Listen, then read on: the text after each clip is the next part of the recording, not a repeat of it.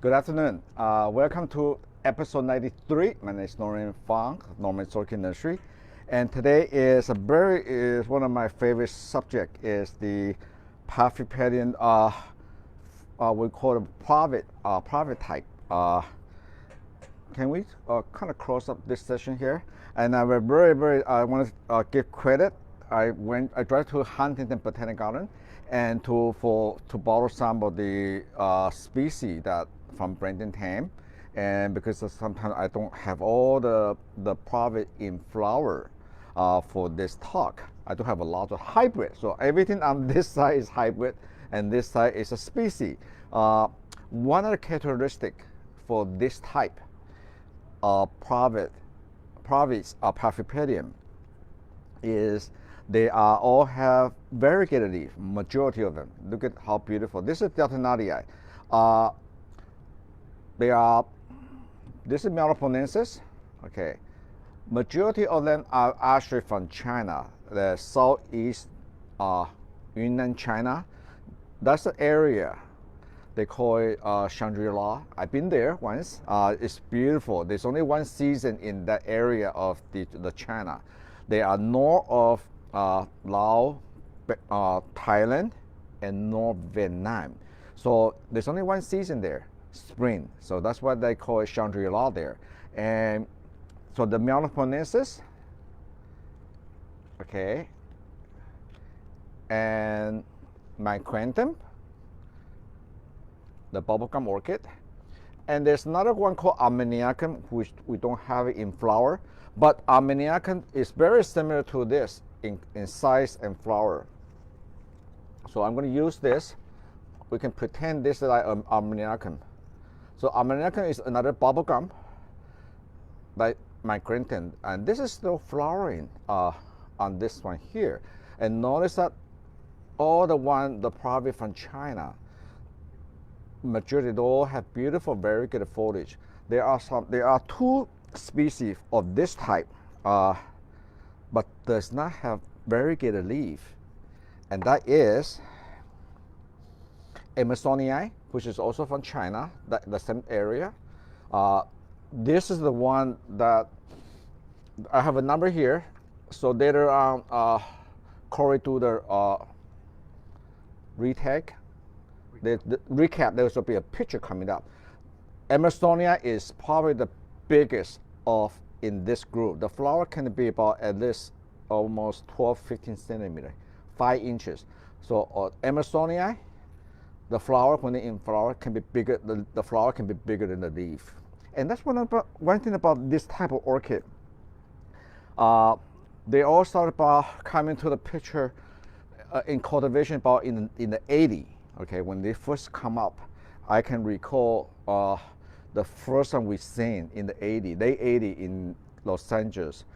It was the Armeniacum, like this, and it was so rare and so exciting because up until then, all the Paphiopedilum that we are familiar with is that colossum, the Maurii type, never have anything to sing with the yellow color. Okay, so at the time, I think this is 1980. Okay, so the single grow, one single fan, they were running at about at least $50 per grow, if you can get it. But that's how excited they are. So, and a lot of people are trying to grow them. And so what I'm going to talk to you today, you can find out a lot of literature about where they come from like this. But my job today is my 20 years of growing of this type. Okay, I'm going to demystify for you. And so I'm not going to go bother where they come from, the elevation, all this. But I want to make it simple for you, and so you don't make the same mistake that I made before. Okay, so they come with Armeniacum type, yellow, Micranthum, which is the pink one, and then you have the Melanoponensis.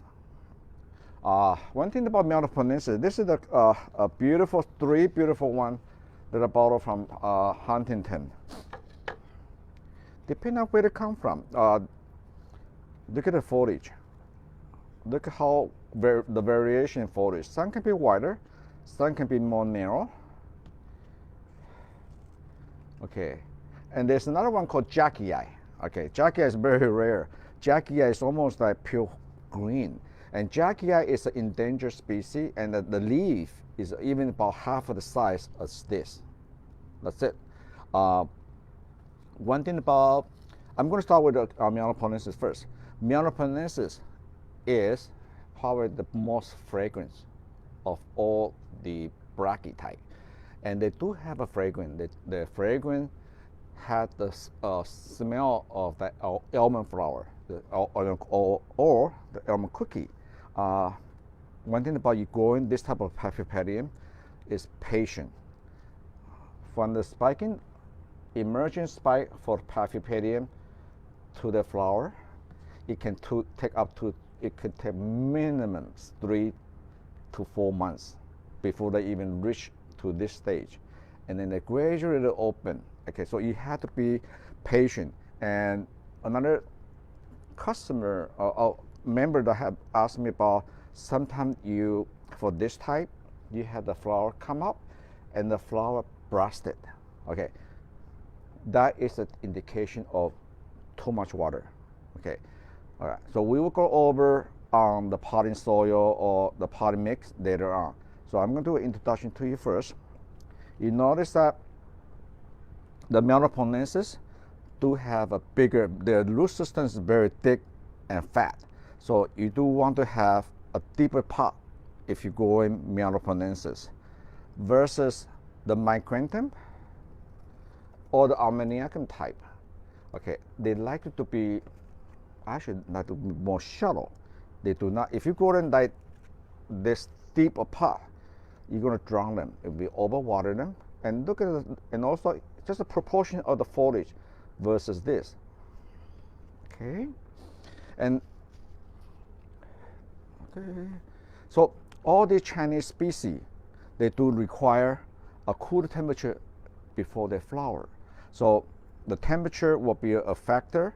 If you are in South Florida or in Florida, if you are Orlando and north, you can flower them easily. I do a talk at the Fort Lauderdale before, and if you have listened to my talk on Miltonopsis before, okay, very similar to Miltonopsis. The pansy type Miltonia in the summertime is hot and humid. Is when you put it in the house. Okay, same thing with this type of lady zipper. I had customers for this easily in Florida, in Fort Lauderdale, but just follow this. You treat them as a house plant, and then because in the summertime they're not in flower. Okay, they kind of go dormant. They're not actively growing. Then you put this. They do require a chill in the fall before they flower, and also kind of leave it on the dry side. Very similar to your Nobile type Dendrobium. So if you grow this as a house plant or you grow under light, make sure you put it outdoor or in the area the temperature, the night temperature do drop below 50 or lower. Okay, so this is why a lot of time on the Micranthum and Armeniacum or even Mealoponensis, I treat it just like my Nobile type Dendrobium. I put it outdoor in the area, designated area, and I tell my staff, I put a sign there, the day I put outside, and also hold off the water. Think about the Nobile type Dendrobium, do not water. Okay, this is because the habitat where they come from do not have, in the summertime they do have rain, seasonal rain, rainfalls, but in the fall, this dry period. Okay, so in this dry period, at a drop in the temperature, it changes the physiology of the plant internally. So it's actually also create a stress on the plant. And the stress is also a one way of inducing the flower. It's a matter of survival game. Plant thought, okay, I'm drying, I might be dying, so I'm gonna put out flower for reproduction purpose. So this is why in our nursery, we always have a designated area. So this is why when you buy orchid, do your research about the requirement. Okay, so it's very simple. In the fall, even for me in California, I grow this in my path house. And the path house usually don't go below 55, even for complex. But for this Chinese type here, I would kick him outside the greenhouse. Okay, it's very similar to some of you in New York. You put your orchid outdoor for the summer. Okay, I'm actually put this outdoor along half of the sun as the no-bill type. The no-bill type want a lot of light, even this outdoor. This is the type you can put. I can put it under the second layer of my bench, in the whole shallow, and no water. But I leave it outside. You can leave it outside minimum 2 to 3 weeks. Okay, depending on the area. Meloponensis has been known, and I have seen it to go down to about 38 degrees Fahrenheit, in their natural habitat, because they were on a slope, and so they don't got water and have a shelter from the tree, so they can do it. Okay, but a lot of times, so what happened on this type of orchid, the Chinese one, if you do not flower them, and then nothing wrong with the growth, the foliage is wonderful. Most likely is the night temperature is too warm. So for the Macranthum, Armeniacum, Meloponensis, you do want to let them cooler in the winter time, in the fall and winter before they flower. Okay, once they be exposed to cooler night temperature in the dry period, put them inside, but do not start watering right away until about a week later. Okay, and then you should see the new spike start coming up from the previous summer's growth on them. Okay, all right, so this is still stretching. The flower like this at Meloponensis is going to take another 2 to 3 weeks before they fully open and before they really stretch up. So so this is kind of very exciting. So this is the type of Paphiopedilum really test your patient. And another thing what I noticed for my experience on this type of Paphiopedilum is do not try to divide them in the hurry. Okay, this, for example, this is the Macranthum. Okay, this is the Macranthum, the new Macranthum with a white pouch. Okay, this is Macranthum Eubrinium. Okay, Jeff, can you kind of show this tray here? This is still in their 3-inch pot. You notice how I just let them grow. I do not divide them. They're just cute. And this is still in 3-inch pot. Macranthum Armeniacum Meloponensis, just let them grow. They have a runner underneath there, so they can do their own thing. Do not try to divide them or repot them in a hurry. Okay, so I will go over the potting mix later. So this is why the trick. If you're trying to divide them too early, they're not going to flower for you. In fact, they will set them back at least twice, at least 2 years. Okay. So this is the size when you buy my Armeniacum or Macranthum.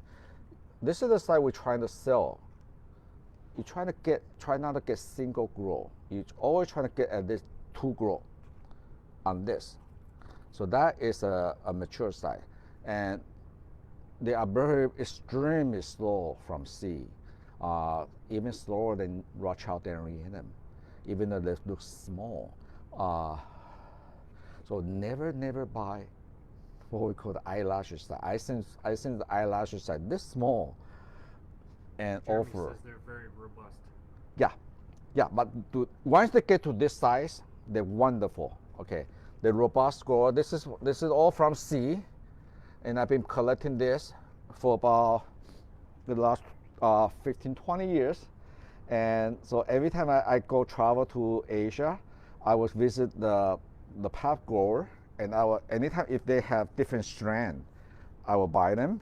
And so I've been collecting different strands. As you can see, even from the Huntington Meloponensis, this is all from the same species, and they probably from the different region of the China, and different strand, different area, the evolution will develop a different leaf type. Very similar to the Phalaenopsis shuriana from Philippines. They're from different island. Or Tetrapus from different island, they will develop evolution of the genetic. They develop different color spot or the leaf pattern. So we got this, the Chinese one taking care of the way. Now there's another private is what I call the warm growing type. Okay, the warm growing type is from Vietnam, and unfortunately I don't have that in flower. Is the Vietnamese. This is the color, this is the leaf structure of Vietnamese on this one here, and the Vietnamese looks very similar to this on this here. Okay, so then you have the Vietnamese, a beautiful white leaf. They are very compact. Of course, you have the Deltanarii also from Vietnam, and Deltanarii also come in alba form. Alba is coming to flower. This is I love the leaf on the Deltanarii. The one thing about this group of Parvis, the leaf is so pretty, even without flower. And lastly, but not the least, we also have the vinicariform of the Deltanarii. The vinicariform of the Deltanarii, look at the size of flower. They're always going to be smaller in size, and the leaf is going to be half of the size too. And the leaf is gorgeous. The leaf underneath there. Okay, and so now the introduction got finished. Okay, I'm going to show you the hybrid from Vietnamese. Okay. Okay, so this is the leaf of Vietnamese. Huh? No fragrance. The only really fragrant is the Meloponensis. The Deltanarii had no fragrance most of the time. There are some, but they are from sea, so they is now one thing. The one you really want, the fragrant one, is the Meloponensis. Okay. So this is Ho Chi Minh. Ho Chi Minh is this. It's actually is the Vietnamese crossed with Deltanarii, and the flower is Ho Chi Minh, and this is the size of flower. As you can see, the Vietnamese is actually passed on the beautiful white lip to the next progeny. So Ho Chi Minh itself is actually, the leaf is actually more compact than the Deltanarii itself, even though this Ho Chi Minh is Deltanarii by Vietnamese. Okay, so now we got this introduced. Okay, are we doing okay with the ID? This group is only 5 or 6 species. There's another one. We don't have it here. I do have on the website, but can't find the print earlier. Another one is Emersonii, and this is Hangianum. Both Hangianum and Emersonii do not have variegated foliage, but they also have the 2 biggest flower and concolor. And Emersonii have fragrance, so is Hangianum. Okay, but this is very rare. This is a plant like this from sea. This is about almost 5 to 6 years old. So this is why on any of this private type Paphiopedilum, do not buy anything smaller than this size. Okay, the bigger the plant, the bigger the thrill. Okay. All right. What about a polymix? Okay. Since they are species and where they come from, they're usually on the slope of, usually on the top of the decomposed foliage, and also on the top of the stone, and the pH for them, they do not like to be in the moss. So whatever you do, try not to put it in the moss. The only thing that you can put in the moss is just for rescue. So a lot of times, sometimes the plant is so stressed or bare rooted, or if you had a ship plant to your friend, that somebody trade some seeding, you can actually use the moss, moist, but squeeze out the water as a packing material. So one thing about the Paph, even this type, and also the multi type, the complex, or the Paphiopedilum, they do have hair, okay, root hair. The hair do not like to be dry out. Once the root hair is dry out, it's very hard to get it recuperate. So if you have the ship plant bare rooted, you can use moss as a packing material so the root hair do not dry out. Or sometimes if you have I will cover this next week. Next week is a conclusion of all the Paphiopedilum series. Now next week I'm going to do a potting demonstration on everything that we've been covered the last 3-4 weeks on repotting them, from Russia Delirium, the multi-floor, the private, the complex, and the multi-type. Okay, so knowing that from the slope, they do like to have a very good drain pollen media. So at our nursery, you can actually use the fine mix that we have. But people actually buy our fine mix, the smallest bark we have, depending on where you live.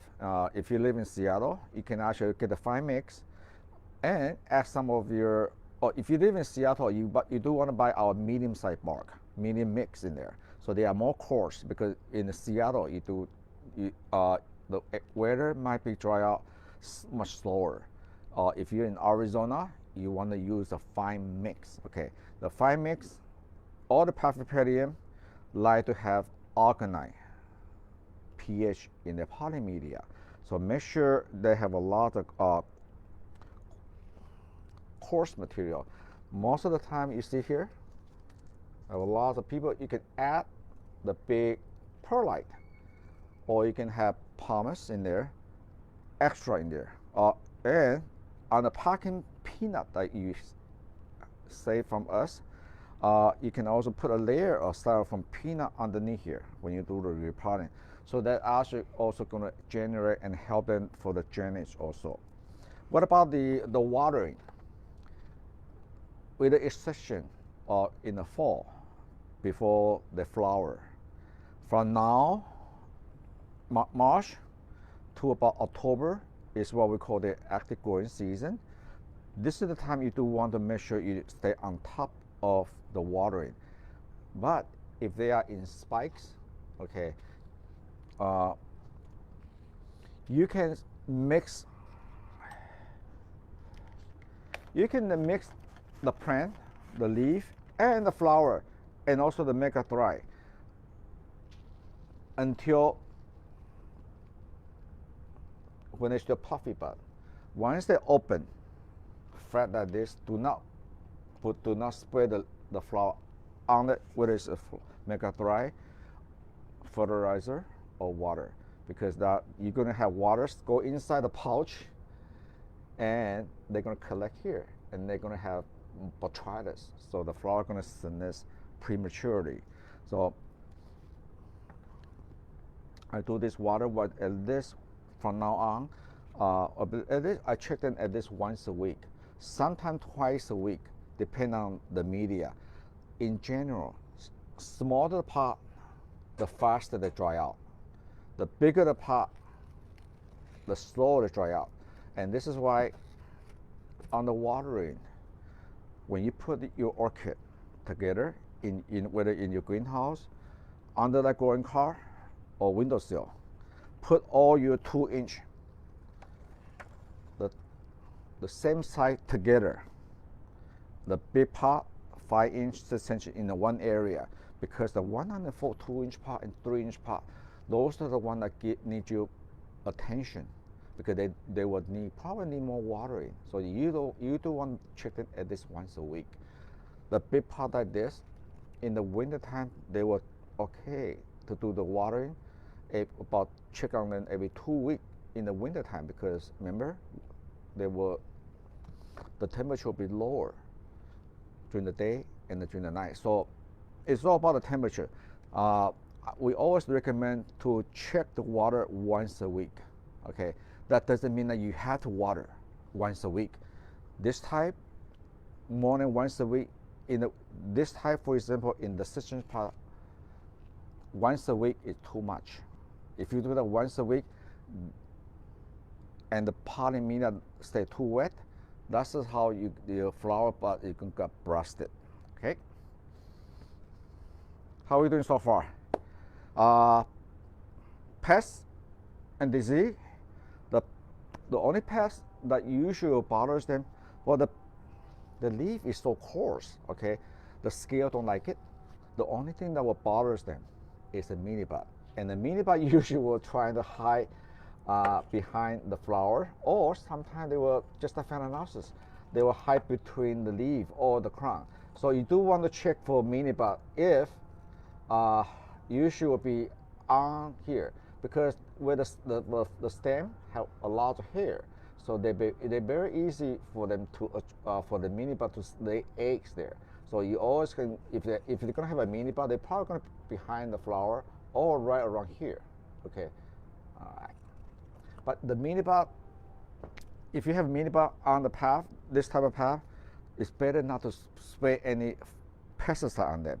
Simply just use the water and then just wash them away, because a lot of the pesticide, even neem oil, for example, you spray on the flower bud, it's going to burst the flower bud. So it's better to, if you see any insect, just use the typical water and just wash them.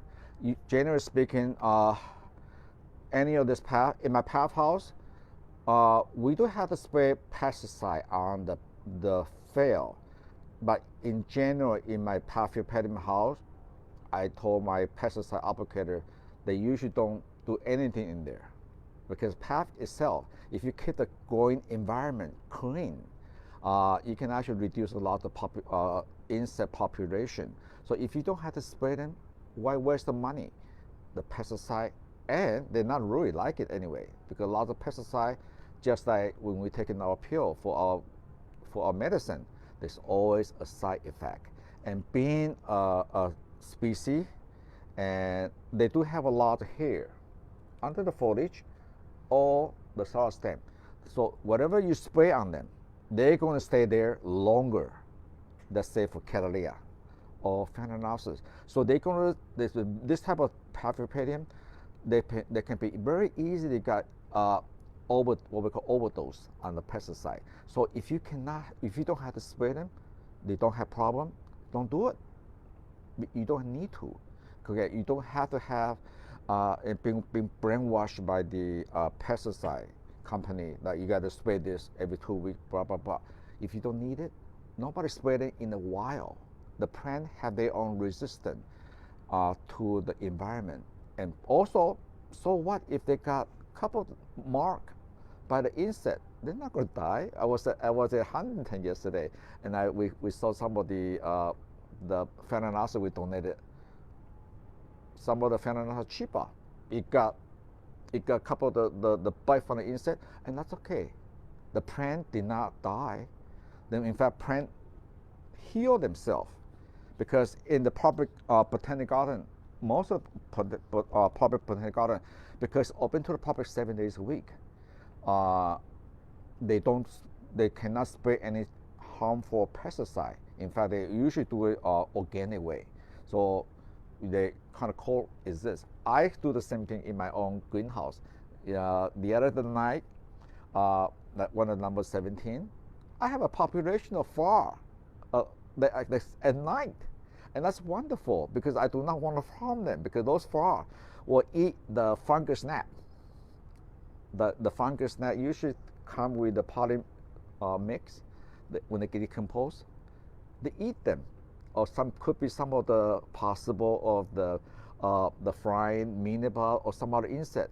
That is a natural way of population control. So if you don't have the pesticide, use pesticide, don't use them. Okay, so that is a message that I want to make across for you. Another thing before we finish today's session is disease. Okay, we had gone with the pest. One thing about just like any other pest, the crown rot can be a problem.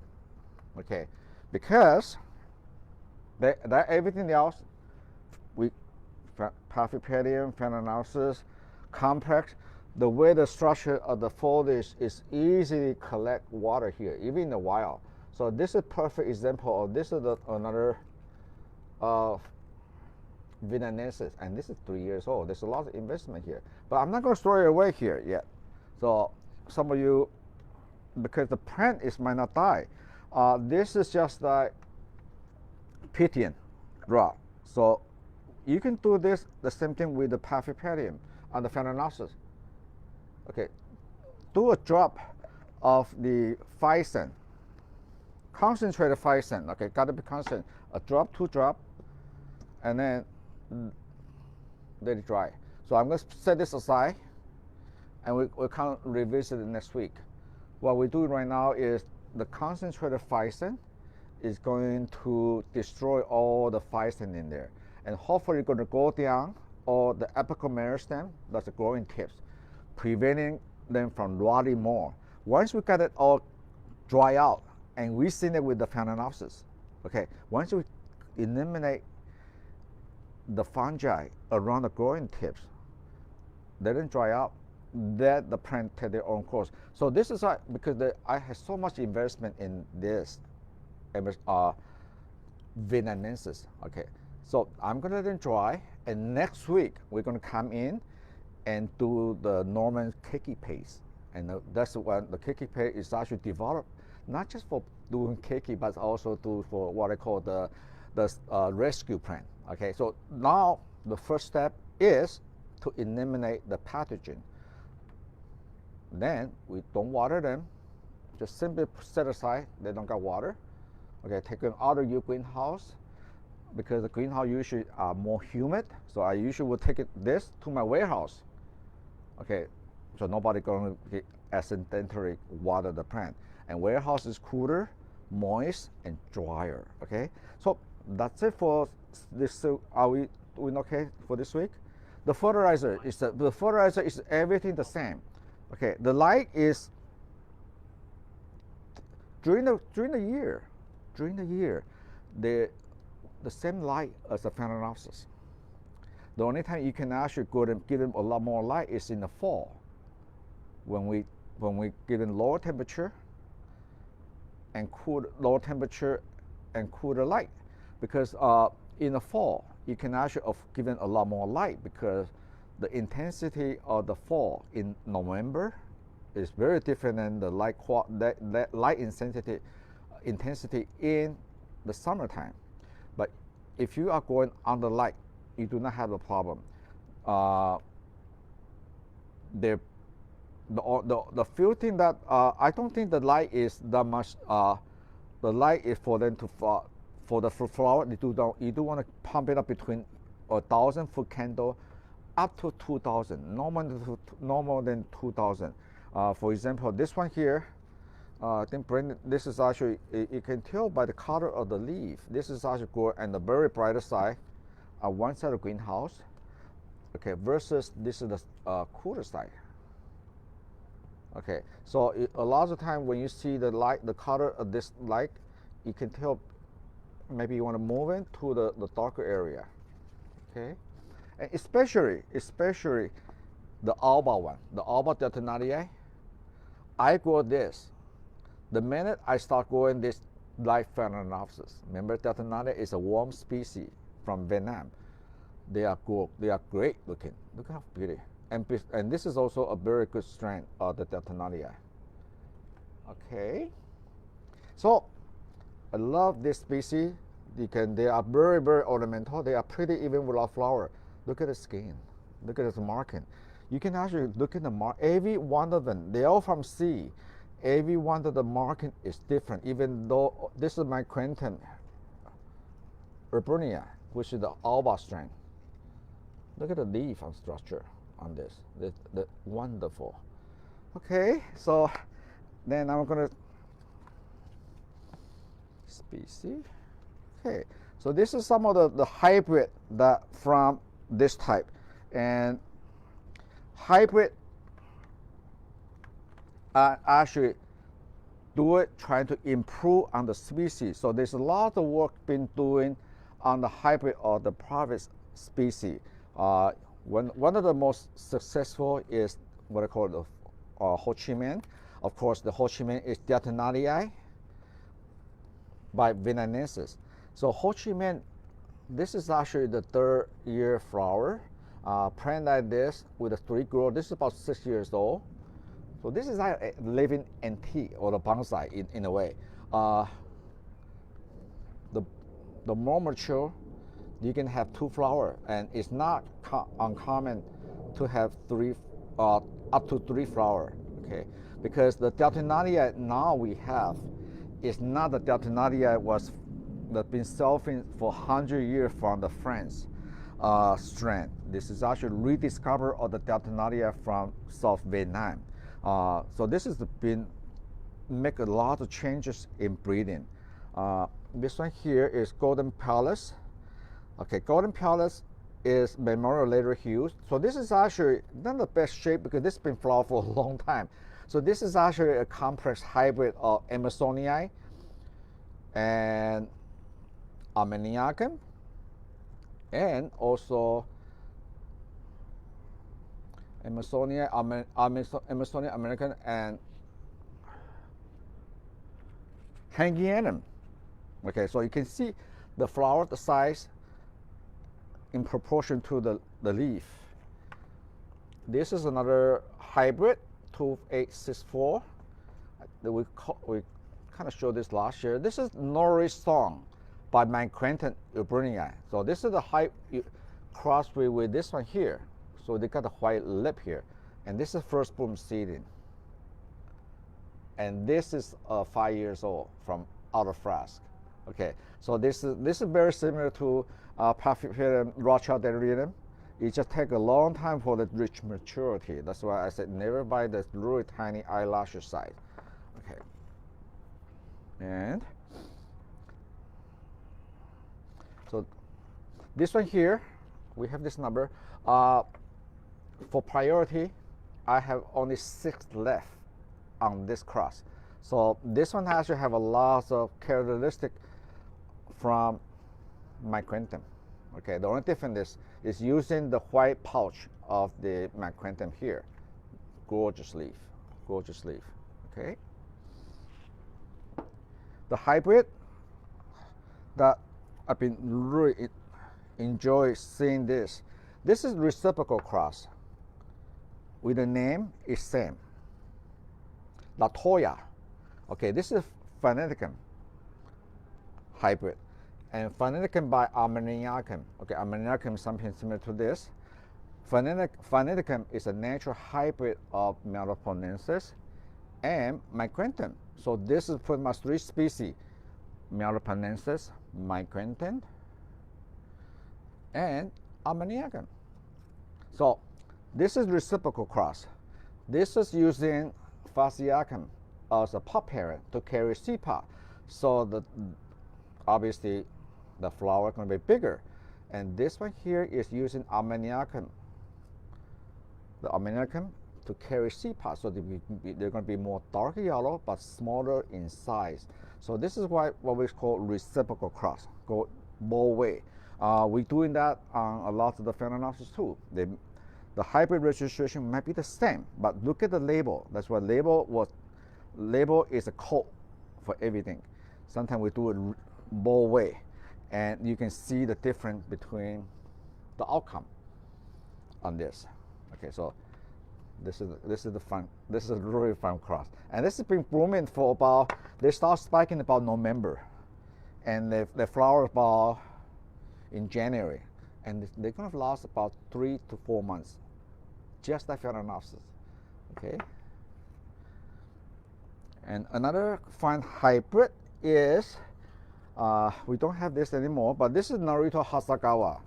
Narito Hasagawa is one of my mentors, and this is the Narito Hasagawa is Mealoponensis crossed with Armeniacum primary. But look at the size. Armeniacum reduced the size on the leaf from the Mealoponensis. So because they have Mealoponensis in the background, so some of the Narito Hasagawa will have fragrance. And so is Phoenicum hybrid. Okay. Here's another complex hybrid. So this is about 2 generations away. Was a China Moon by Deltinaria alba. So here we're using the Deltinaria alba here onto some of the yellow flower. You got the bigger yellow white type. So this is one of my stock plant. A lot of this later on even this plant like this only have 2 new growth. So this is actually have beautiful mature growth. Sometimes I will divide them and I'll release it and for the selected area of the website. But this is, Jeff, can you want to touch the flower? The flower substance on them. It's really thick, right? So when you feel the flower substance is just a novelty Phalaenopsis. And this been flowered for about almost 3-4 months already. Now this is from last year. This is entire. So, okay, and look at the leaf on this. Okay, so on this one here, I'm probably gonna when it's finished by the summer, I was gonna use this one for demonstration. We're probably gonna pot them up and let them grow up another 2 grow. So by next year will be 4 fan. So this is the time will be the plant will be better in condition for judging or for show. Okay, so that will conclude today's segment on the private